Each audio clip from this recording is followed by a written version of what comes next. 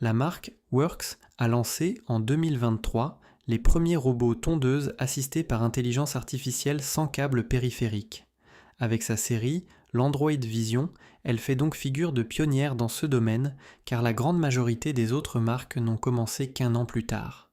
Sur le papier, il existe donc des avantages pour regrouper les données d'intelligence artificielle issues de la pratique de tonte, ainsi que pour garantir l'apprentissage continu de la technologie. Le nouveau modèle CloudWR 304E est particulièrement populaire dans la génération 2026 et il est disponible exclusivement sur Amazon. Cette place de marché offre non seulement les avantages Prime, mais aussi la garantie de A à Z redoutée par les vendeurs. Celle-ci s'applique toujours à tous les acheteurs ainsi qu'aux articles expédiés par Amazon.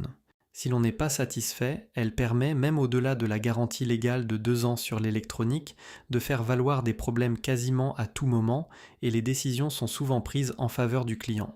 Le robot fait partie des versions les moins chères avec double navigation, composée d'une technologie de caméra pour la détection des objets près du sol et de données de positionnement Internet par réseau mobile afin de garantir des trajectoires de coupe précises. Cette dernière ne renforce jamais en plus l'évitement des obstacles, mais en contrepartie, grâce à l'interrogation satellite, le robot sait à tout moment où il est déjà passé et quelle zone il devrait encore parcourir de manière logique. Dans le segment sous les 800 €, rares sont les robots qui proposent davantage qu'une simple caméra pour la navigation. Il faut souvent attendre des événements promotionnels spéciaux pour cela. Dans cette combinaison, il s'agit même actuellement, de manière très concrète, de la solution absolument la moins chère devant le modèle Segway i205 proposé normalement autour de 750 €. Après le Prime Day, le prix est malheureusement remonté à plus de 700 € tandis que les bonnes offres se situent autour de 650 €. Pour la navigation GPS particulièrement précise de type Real-Time Kinematic, il ne faut expressément payer aucun frais d'abonnement caché, et cela à vie. Quels sont les avantages ? L'installation se fait aussi rapidement que l'état actuel de la technologie le permet. La station de charge est placée dans une zone couverte par le Wi-Fi, et le robot prémonté est chargé à au moins 50%. Sur la pelouse, on utilise les piquets de sol fournis, ainsi que la clé Allen existante pour la fixation. Sur un sol dur, il faut imaginer soi-même une solution autour de chevilles à expansion. Bien entendu, tout le jardin n'a pas besoin de Wi-Fi, mais la station, oui, afin que les réglages de l'application soient repris de manière fiable et que les mises à jour automatiques over the air puissent arriver. La distance maximale entre la station, le câble d'alimentation, le bloc secteur et la prise peut atteindre 11 mètres et demi, ce qui est relativement flexible pour cette catégorie de prix. Ensuite, comme c'est désormais l'usage avec les robots sans câble, on choisit entre cartographie manuelle et cartographie automatique.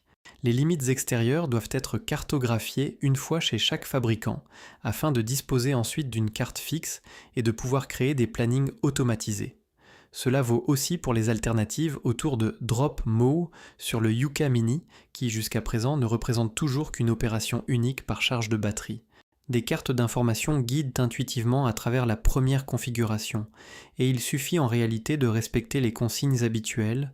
La pelouse doit être débarrassée grossièrement des obstacles au préalable et ne doit pas dépasser 10 cm de hauteur. S'il s'agit de limites extérieures assez claires et bien surélevées, on peut laisser le robot prendre en charge la cartographie. Si la surface est plus exigeante, avec des limites changeantes et une végétation partiellement retombante, il vaut tout de même mieux réaliser l'ensemble soi-même avec la commande par joystick sur smartphone. Le fabricant recommande une distance d'environ 15 cm par rapport aux obstacles hauts, ce qui n'a rien à voir avec la coupe des bordures ultérieures, mais qui est plutôt important pour la sémantique au début. Les zones de bord sans risque, situées autour de sols scellés et au même niveau, peuvent être directement franchies activement avec environ un tiers à la moitié du boîtier. Dans ce cas, il n'est même pas nécessaire d'activer dans l'application la coupe intelligente des bordures, qui tente autrement de reconnaître elle-même ce type de limites et de les entretenir de plus près. Le sujet de la coupe des bordures est vraiment absolument tendance cette année et toutes les marques essaient en permanence de s'améliorer dans ce domaine. Chez Works, un module de coupe de bordure séparé peut être ajouté ultérieurement. Il réduit la distance de coupe le long des limites extérieures hautes à environ 2 à 3 cm. Les limites extérieures hautes sont la discipline reine, car contrairement aux zones no-go situées à l'intérieur, elles ne peuvent toujours être parcourues que depuis un seul angle. Les 2 lames additionnelles dépassent même latéralement, chacune pendant un instant, au-delà de l'ensemble réel des roues. Cela ressemble à un record du monde et même des robots extrêmement chers autour du Dream IA3 et des gammes, Luba ont plutôt tendance à faire moins bien. Il faut toutefois noter que le principe Cut to Zero propose 3 hauteurs de coupe fixes via une molette, 5, 6 et 7 cm. Cela sert à la sécurité, car la zone n'est pas montée de manière flottante, et sinon elle entamerait le sol en cas d'irrégularité. De manière générale, la hauteur de coupe centrale ne se règle que sur le boîtier à l'aide d'un commutateur rotatif, par palier d'1 cm entre 3 et 6 cm. Celui qui ajoute le module de tonte des bordures pour environ 90 € et s'attend à une image de coupe uniforme sur toute la surface devra donc, en pratique, choisir une hauteur de 5 ou 6 cm. La tonte des bordures s'effectue à tout moment sur pression d'un bouton dans l'application, ou bien, en alternative, automatiquement à la fin de chaque cycle de batterie. En dehors de la cartographie des limites extérieures, le reste, autour de la création de zones interdites ou de chemins de liaison, est purement optionnel et dépend exclusivement des conditions personnelles sur place. Un autre avantage se trouve dans le capteur de pluie qui permet un retardement par tranches horaires afin que l'herbe très mouillée ne soit pas coupée de manière imprécise. Il existe également un bouton FET grâce auquel le fonctionnement peut être interrompu très facilement en cas de visite. En outre, la batterie peut être retirée de manière autonome, ce qui préserve les performances à long terme. Une telle batterie PowerShare est relativement peu coûteuse et peut être utilisée dans de nombreux autres outils de la marque.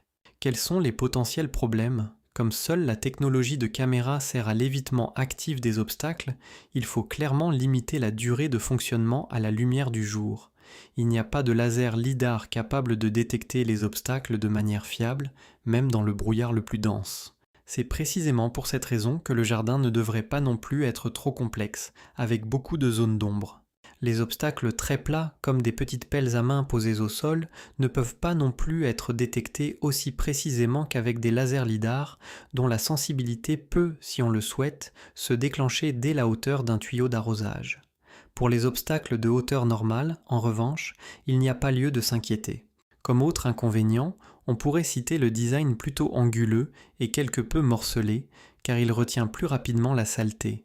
Grâce à la certification IPX6, on peut toutefois nettoyer le robot sans problème avec la pression d'un tuyau d'arrosage. Par ailleurs, il n'y a pas le contraste en damier parfois souhaité comme trajectoire de coupe, mais au choix des bandes parallèles, ou plutôt un principe chaotique classique. L'aptitude au terrain est plutôt moyenne, avec les 2 roues arrière et une roulette directrice non motorisée à l'avant, ce que l'on ne peut toutefois pas vraiment reprocher au robot au regard de son prix. Conclusion, le Vision Cloud est actuellement le robot tondeuse le moins cher avec une navigation combinant technologie de caméra et données de positionnement Internet par satellite. Il sait donc à tout moment très précisément où il se trouve dans le contexte de la carte. L'évitement proactif des obstacles en lui-même est toutefois plus faible que sur les systèmes avec laser LiDAR, ce qui ne se remarque cependant qu'en cas de forte ombre et dans l'obscurité. Celui qui souhaite faire fonctionner son robot la nuit ou sur des surfaces très complexes devrait plutôt opter pour un modèle avec LiDAR. Sinon, on obtient un robot tondeuse abordable qui peut être équipé d'un module de tonte des bordures extrêmement rapproché. C'est probablement, à l'heure actuelle, la coupe de bordure la plus proche qui existe, ce qui est remarquable au vu du positionnement tarifaire. L'application propose en outre tout le nécessaire autour de l'automatisation et du retardement volontaire pendant et après la pluie. Dans l'ensemble, les clients critiquent donc le plus souvent la question de la sensibilité à la lumière. Si la station de charge se trouve très fortement à l'ombre, le robot peut parfois afficher des messages d'erreur. Concrètement, il s'agissait ici d'un garage métallique fait maison et du message d'erreur qui en résultait concernant une lumière insuffisante. Celui qui possède beaucoup de cimes d'arbres et de hautes façades provoquant une ombre permanente devrait donc plutôt ajouter un peu de budget et peut-être s'intéresser au Yuka Mini 2800 LiDAR. En dehors de cette problématique lumière-ombre, le robot n'a malheureusement pas non plus de phares auxiliaires installés de série, même si cela peut être ajouté ultérieurement. On obtient toutefois une image de coupe de haute qualité et la coupe des bordures avec le module additionnel est jusqu'à présent imbattable en termes de prix. Les concurrents, même avec une fonction spéciale de bordure par pivotement ou un plateau de coupe additionnel sur le côté, se situent en effet généralement plutôt autour de 4 à 6 cm, tandis que la moyenne générale reste, pour des raisons de conception, autour de 10 à 12 cm. Nous espérons t'avoir aidé avec cette vidéo. Si c'est le cas, tu peux nous soutenir en achetant ton robot tondeuse via l'offre Amazon indiquée en lien sous la vidéo. Celui qui cherche une alternative la trouvera dans le Yuka Mini 2500, dont la technologie à triple caméra est un peu plus performante pour gérer l'interaction entre lumière et ombre, mais qui nécessite en contrepartie un budget plus élevé. Tu trouveras davantage d'informations sur notre chaîne. Merci et à la prochaine.